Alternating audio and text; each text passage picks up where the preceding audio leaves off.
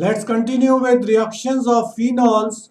The following reactions of phenols are shown by phenols only. Electrophilic aromatic substitution reactions. Common electrophilic aromatic substitution reactions take place in phenols as follows. First, we are taking nitration. With dilute nitric acid at low temperature, phenol gives mixture of orthonitrophenol and paranitrophenols. So phenol plus dilute nitric acid gives orthonitrophenol and paranitrophenol, 2-nitrophenol and 4-nitrophenol. Orthonitrophenol shows intramolecular hydrogen bonding, therefore it has lower melting point as compared to paranitrophenol, which shows intermolecular hydrogen bonding, which is stronger. So both of them can be separated by steam distillation because orthonitrophenol is steam volatile, paranitrophenol is not steam volatile. This is orthonitrophenol, which has got intramolecular hydrogen bonding, which is weaker, and that's why it is steam volatile.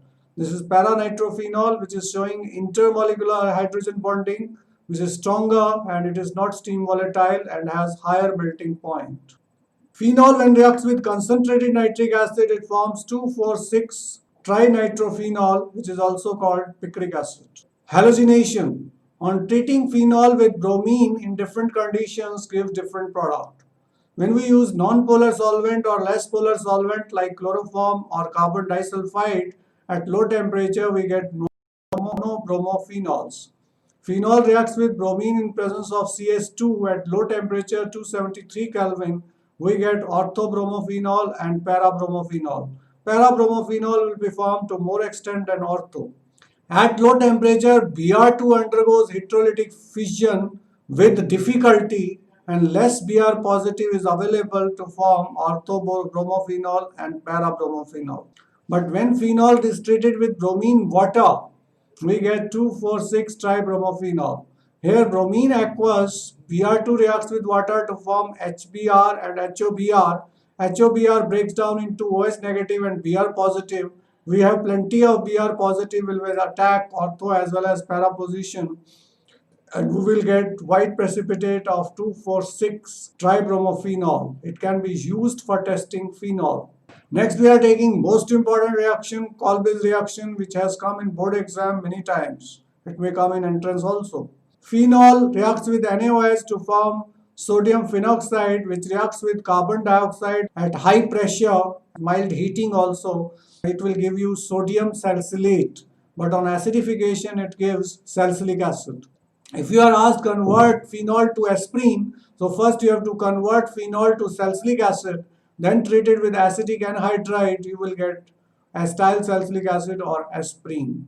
So phenol to salicylic acid, we can use Kolbe's reaction. Next, we have another important reaction, Reamer-Tiemann reaction. Here phenol is reactive with chloroform and NaOH at 340 Kelvin. So it results in the formation of intermediate ONA and CHCl2 is here. Here remember dichlorocarbene is the intermediate species which is the attacking reagent. How we get dichlorocarbene? A chloroform is being acidic, loses H ion, which combines with OH ion to form water. CCl3 negative breaks down into CCl2 with a pair of electron plus chloride ion. So CCl2 with a pair of electron is called dichlorocarbene, which attacks this carbon, which already has hydrogen. So we get CHCl2 here. Now with CHCl2 gets hydrolyzed with NaOH, so we get CH, OH, OH. OH and OH loses water molecule and aldehyde is formed. This is sodium salt of salicylaldehyde. We acidify it, so ONA changes to OH, we get salicylaldehyde. Phenol to salicylaldehyde is the best method by Reamer-Tiemann reaction. To remember what is salicylaldehyde, it is 2-hydroxybenzaldehyde.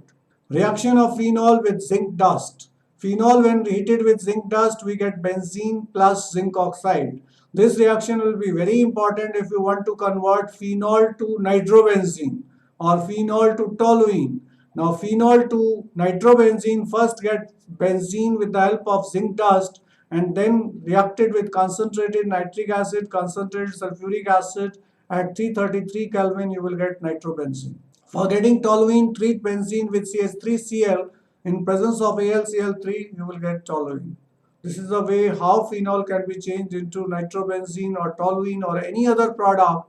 First convert into benzene, then you can easily convert into suitable product by suitable reaction. Next we are taking oxidation.